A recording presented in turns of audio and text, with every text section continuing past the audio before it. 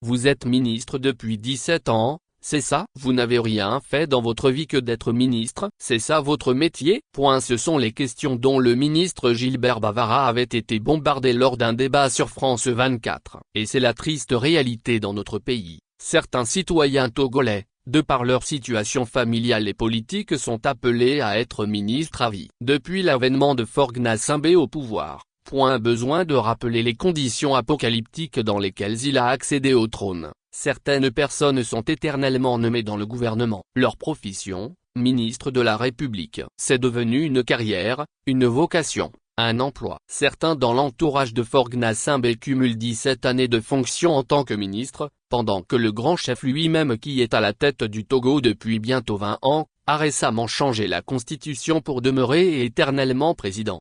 Un ministre de la République a avant toute la mission de servir son pays. Il est au service du peuple. Il doit donc exercer sa fonction au service des Togolais et Togolaises. Mais dans notre pays, comme ailleurs sous les tropiques, les gens se servent de leur poste de ministre pour une ascension personnelle. Au Togo, où la corruption est endémique et où les gouvernants n'éprouvent aucun besoin à rendre compte au peuple, devenir ministre est l'occasion rêvée pour devenir riche et pour une accumulation de jouissances matérielles. C'est la raison pour laquelle certains célèbrent leur nomination comme il se doit. D'autres même organisent des manifestations de leur reconnaissance dans leur village pour merci au chef de l'État. Sous le père comme sous le fils, à la prise de fonction des ministres jusqu'à leur départ, ils ne déclarent jamais leur patrimoine. Ils passent le plus clair de leur temps à écornifler l'argent du contribuable, au point que la corruption fleurit de plus belle dans les plates-bandes du sérail. Foli Basi Katari, le rescapé de l'ère Eyadema. Avec Faure Gnassingbé, la plupart des ministres avec Eyadema ont été sortis du premier cercle du pouvoir,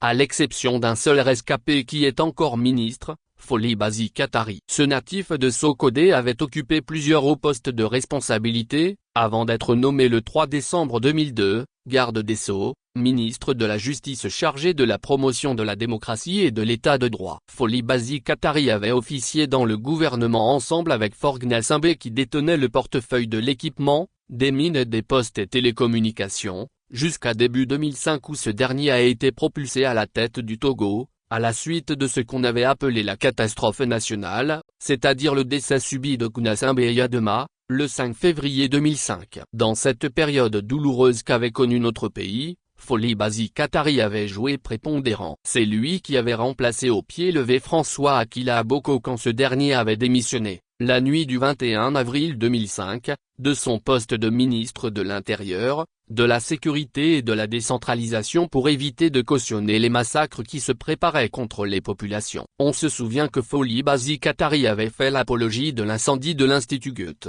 le centre culturel allemand à Lomé, et justifié le vol des urnes par les militaires lors de la présidentielle du 24 avril 2005, en affirmant que les militaires voulaient sécuriser les urnes. Petit rappel, lors du vote, les militaires ont fait irruption dans certains bureaux de vote à Lomé, se sont emparés des urnes et ont détalé comme des joueurs de rugby. Des images captées par des médias internationaux avaient fait le tour du monde. Après l'élection très contestée et sanglante de Faure Gnassingbé à la présidence de la République, la mission d'établissement des faits de l'ONU avait fait état de plus de 400 morts. Foli Basi Katari, pour service rendu, a été confirmé au poste de ministre de l'administration territoriale et de la décentralisation, suite à la formation de l'équipe gouvernementale en juin 2005. En septembre 2006, il change de poste pour devenir ministre du Travail, de l'Emploi et de la Fonction publique dans le gouvernement d'Union nationale dirigé Meyo Via Boyibo.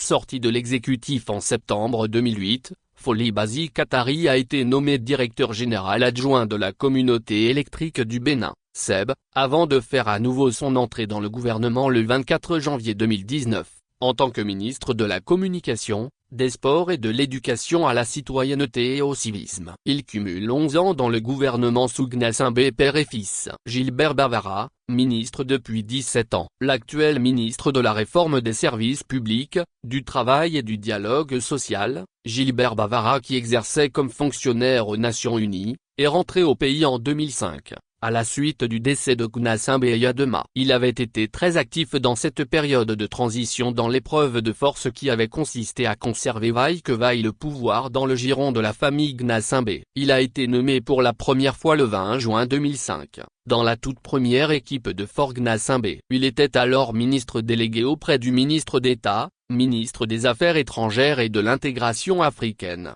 chargé de la coopération. Puis il a été régulièrement recyclé dans les gouvernements successifs. Il a été ministre de la coopération et du NEPAD en 2006, ministre de la coopération, du développement et de l'aménagement du territoire jusqu'à mai 2010 où il a été évincé du gouvernement pour devenir conseiller spécial de Faure Gnassingbé.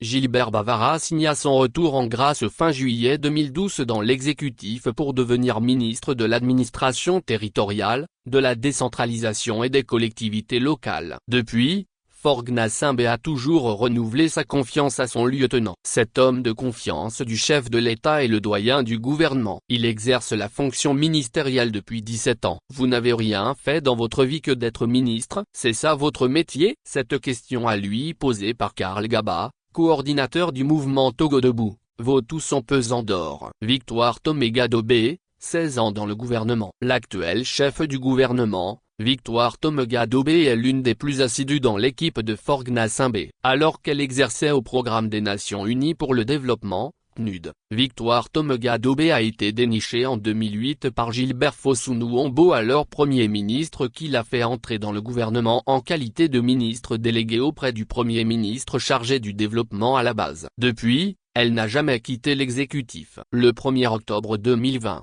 elle connut une promotion spectaculaire en devenant le Premier ministre du Togo. Elle fut toute la première femme dans l'histoire du pays à occuper ce poste prestigieux. Victoire Tomegadobé a été reconduite à la primature le 1er août 2024. Sina Alosson, 14 ans comme ministre. À l'instar de Victoire Tomegadobé, Sina Alosson n'a jamais quitté le gouvernement depuis sa nomination le 28 mai 2010 en qualité de ministre des Postes et des Télécommunications. Lors de la présentation de l'équipe gouvernementale, elle était apparue à la télévision nationale, très décontractée, dans une mini-jupe ultra sexy, ce qui lui avait valu le surnom de Miss du gouvernement. Bardée de diplômes cossus, Sciences Po, Harvard, Sina Alosson a été toujours reconduite à chaque remaniement ministériel. Elle est la troisième personnalité la plus ancienne dans l'entourage de Faure Gnassingbé. Elle totalise 14 ans dans le gouvernement. Les détracteurs de Faure Gnassingbé accusent celui-ci de se faire entourer d'un cordon étanche de compagnies d'admiratrices. Robert Duss,